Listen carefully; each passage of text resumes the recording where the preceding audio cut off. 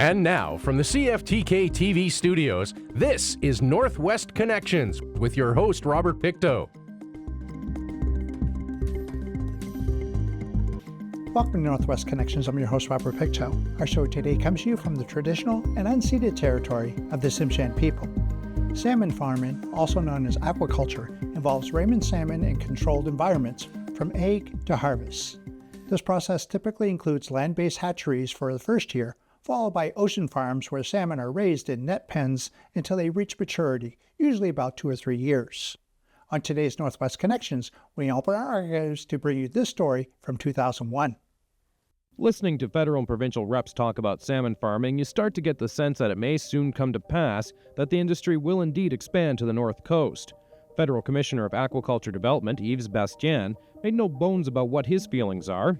I travel all around the world. I visit many countries in aquaculture and even without any aquaculture.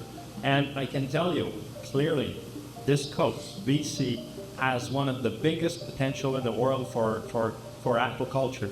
So you have a big asset, and I suggest you should develop it in a sustainable manner for sure. However, the decision to expand lies with the provincial government, and although positive, it is still using cautionary tones. Agriculture, Food and Fish Minister John Van Dongen says expansion will occur in 2 phases, one of which includes the relocation of poorly sited farms. Staff will work with the industry to find new locations for these tenures at the same time as the rest of the first wave relocations. These relocations have the potential to provide immediate opportunities for aquaculture along the North Coast. Although Van Dongen is hoping expansion can occur a little more quickly, he says there are still some issues the government has to resolve first. I did lay out some steps we want to go through in terms of some environmental issues. We want to develop a framework for these waste management standards, and so a little bit of further work on fish health issues and escapes. And I not able to put a time frame on it now, but we expect the performance-based waste management standards to be completed by April 2002. Waste is the ballywhack of this man, Dr. Ken Brooks. Brooks has spent the last 16 years studying the effects that waste from salmon farms has on the ocean floor in both Washington State and British Columbia. Well, what we found is that there are significant changes in the benthos under the pens and within probably 30 meters of the pens.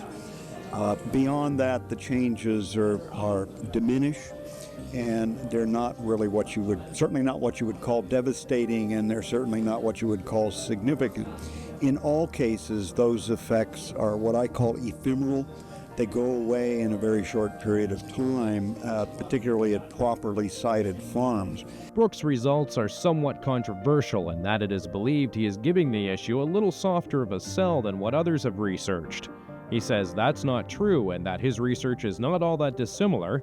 He says the difference is the question that he's linked it to, and that is, does the environmental cost outweigh the benefits of food production? There are costs with every form of food production that we have, and I think for the first time, this study has enabled us to get our hands around the costs associated with salmon farming, and that clearly defines for policymakers the consequences of their decisions with respect to how much of an effect do you allow salmon farming. I mean, saying that you should conduct salmon farming with no effects whatsoever would be like telling a farmer that yes, you can cut down a forest and plant wheat on these fields, but you have to have the same number of birds and squirrels and mice and deer and bears that were living in the forest while you're raising wheat.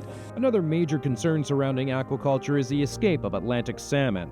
Dr. John Volpe has spent a great amount of time studying Atlantic salmon in the lab and the wild. His main focus has been putting common perceptions to the test, such as the belief that domesticated members of the species can't spawn in BC's streams. He proved that notion wrong when he built his own little river and stocked it with farmed Atlantics. We collected 50 fish, brought them back. We very unceremoniously dumped them into the channel. They moved from an offshore farm site to a freshwater site in the matter of about 8 hours with virtually no acclimatization. So a pretty bad day for all the fish involved.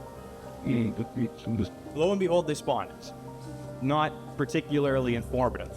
I mean, really, I don't think anybody was surprised by that. But what was interesting was that the individuals chose the habitat that we would have expected wild Atlantic salmon to choose. So these fish, at least in this experiment, showed none of this effect of domestication. Volpe says research has proven that at least 3 systems on Vancouver Island have Atlantic salmon in them, and at least 2 of them have multiple age classes. What I've shown you is that the assumptions that accompanied Atlantic salmon to BC are not viable, they're not true. What I haven't shown you is that this means, as one NGO put it, the wave of death for Pacific salmon. We're not there.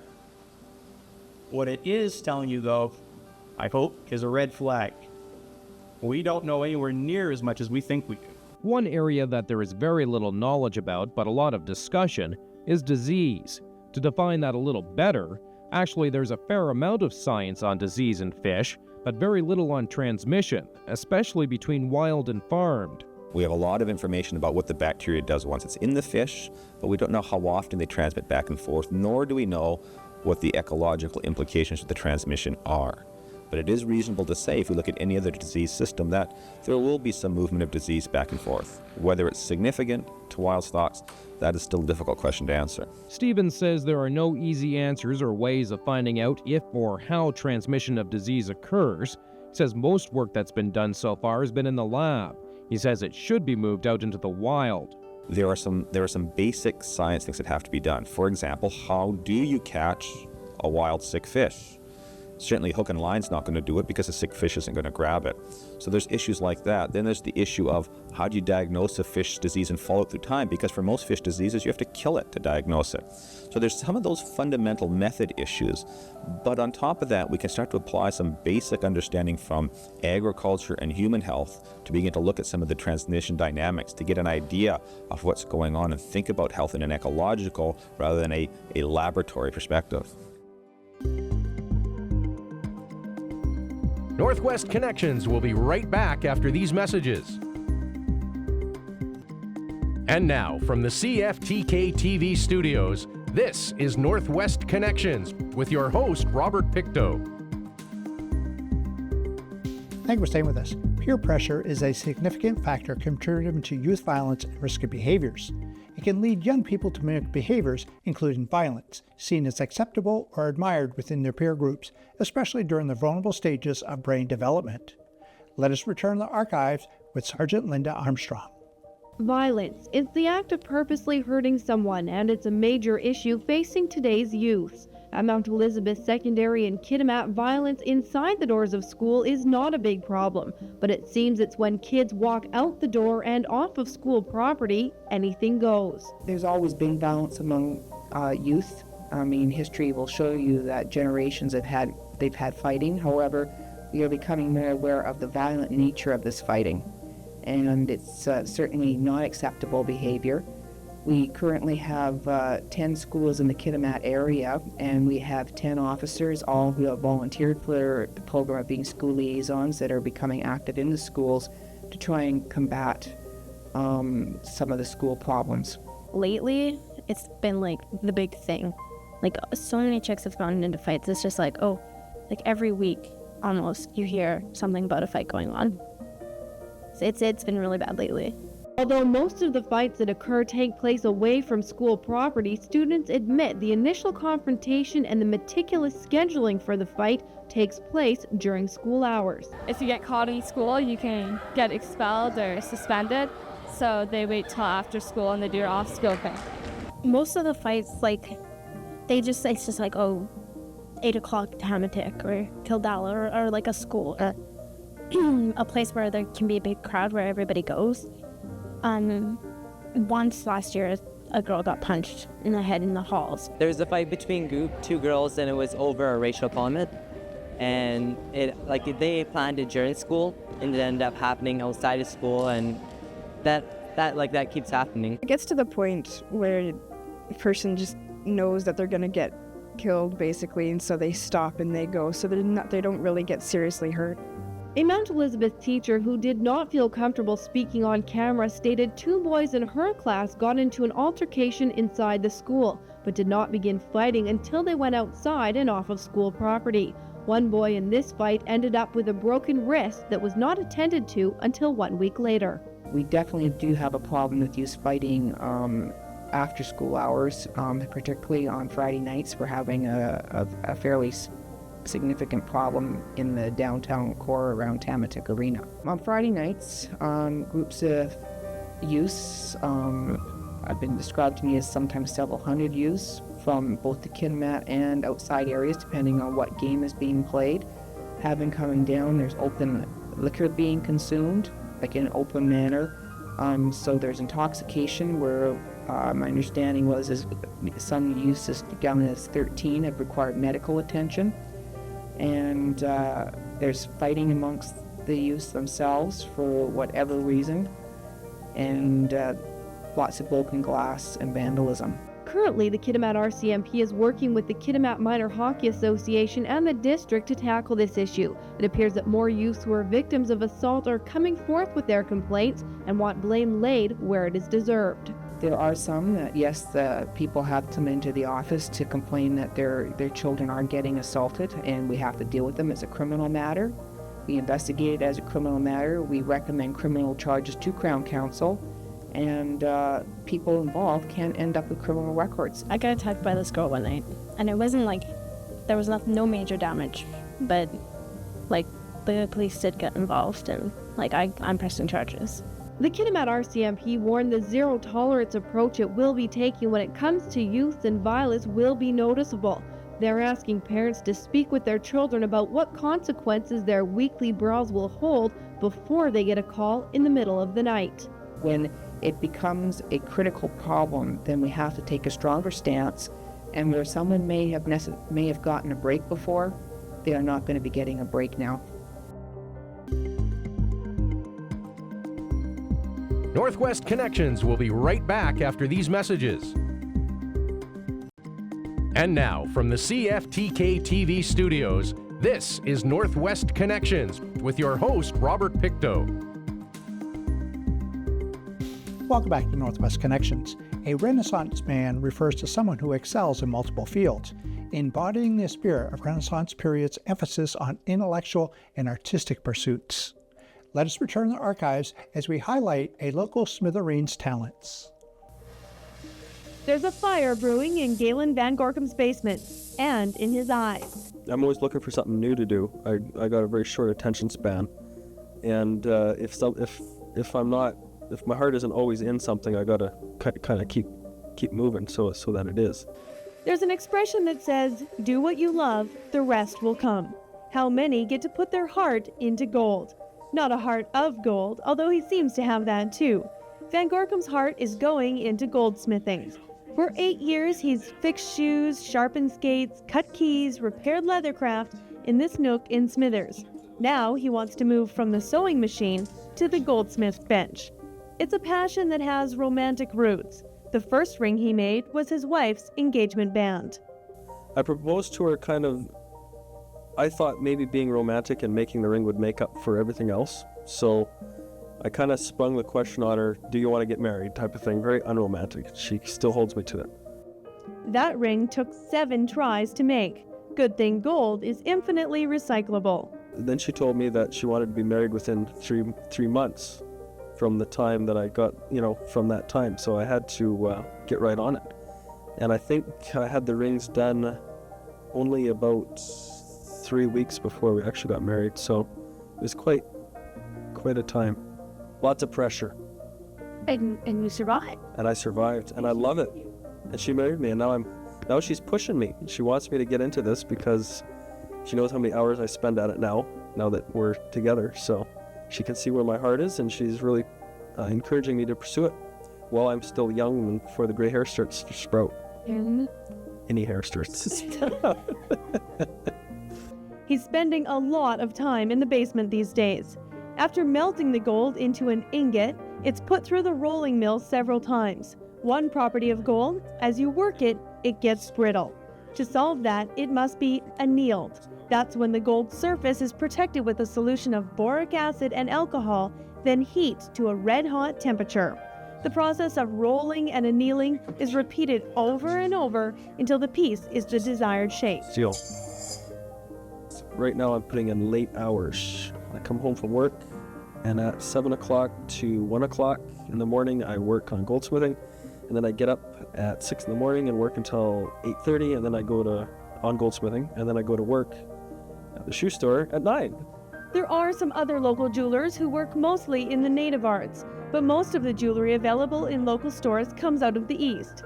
Aside from being locally made, Van Gorkum's gold will also be one of a kind. With a custom goldsmith, we're not into mass production. We're not into making high profits on large volume. Like, we'll do small volume, try not to cut any corners, and the end result will be a little heavier, a little longer wearing, and you get the benefit of pick and choosing what you want. Customers will be able to choose diamonds, cubic zirconium, like the stone in this ring, or any other stone setting.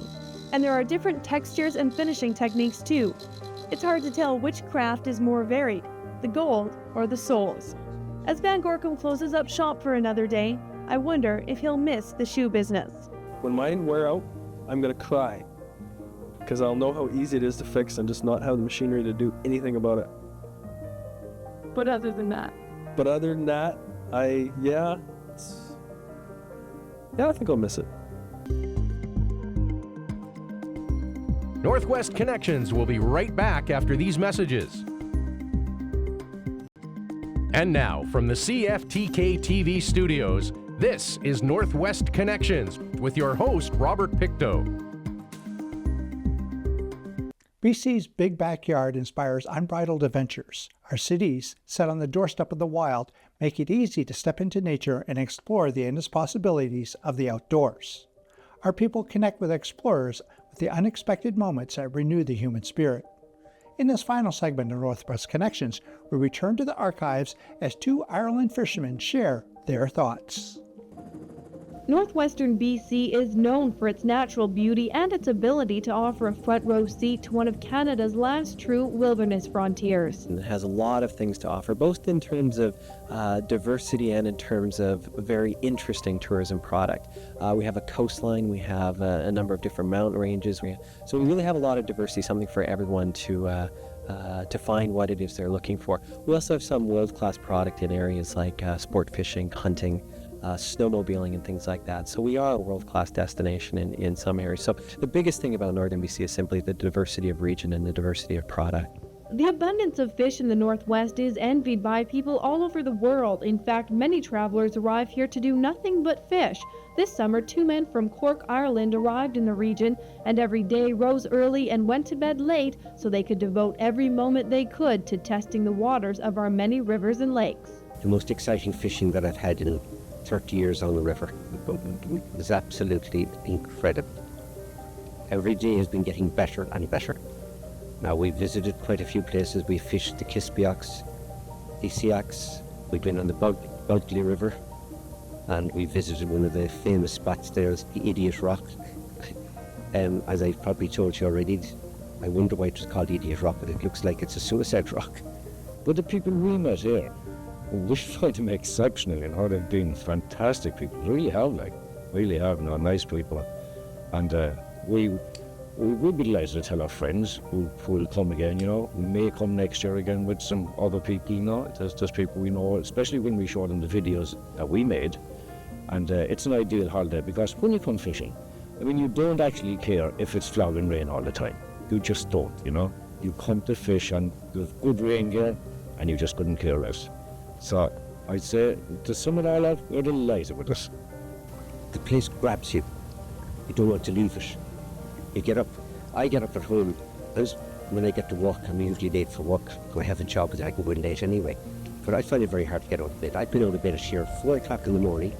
We've gone on the riverbank at 4:30. We haven't left until 9:30 that night without anything to eat.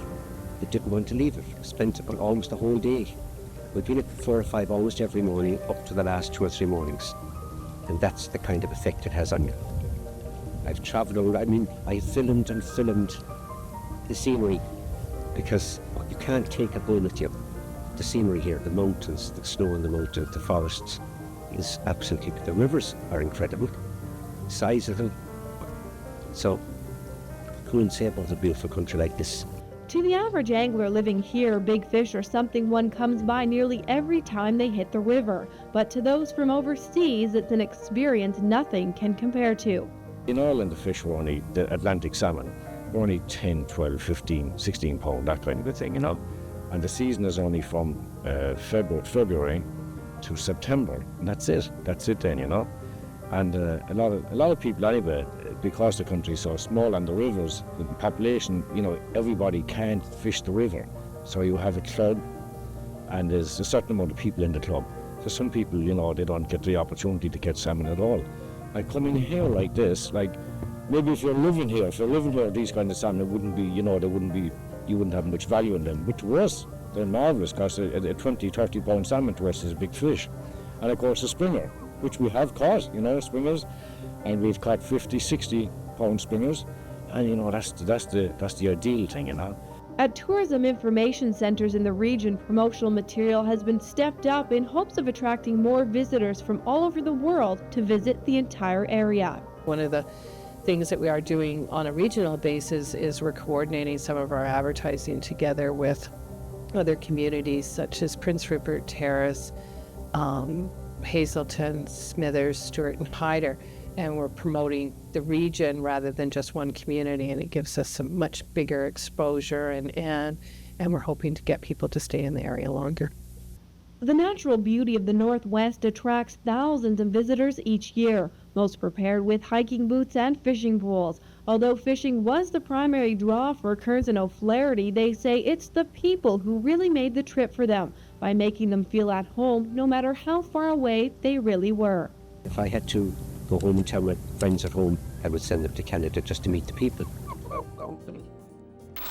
The newest team in the National Basketball Association was completing its 11-city tour of the province and Alberta. The Vancouver Grizzlies are looking for someone to act as the team's mascot. Ideally, it's going to be someone who has a combination of acrobatic, gymnastic skills, some athleticism, and then performance skills, because a large part of it is to interact with the crowd. I mean, this is a timeout during a game. You know, they need to get them fired up, be as creative as possible. So we're looking for those traits combined. A high school student from Terrace won the right to represent the Northwest in Vancouver at the finals at the end of the month. I work on some of my stuff on the trampoline, because that's my first time on a trampoline was today. And if I can get a little more comfortable on that, I'm sure it'll be okay. Von Schottenstein says whoever is selected as the winner will have to come up with some new and exciting acts. Nowadays, they're rappelling from ceilings, they're doing triple flips, you know, they're coming down on sleds from the upper tiers all the way down to the floor. It's really, they have a license to be as creative as possible. Trevor Jones, who recently moved out west from Toronto, will represent Port Coquitlam at the finals. He appears to be the front runner. Actually, I have a gymnastics background. I competed for York University, and I've been playing basketball since I've been this little boy, so, you know, these are things I've done for a long time. Regardless of who ends up as the mascot, the Vancouver Grizzlies have done their job in raising excitement about the new team. Thank you for joining us for this episode of Northwest Connections. The greatest distance in the existence of man is not from here to there, but the connection from his mind and heart. If we can conquer that distance, we can soar like an eagle and realize our immensity within. I'm Robert Pictou.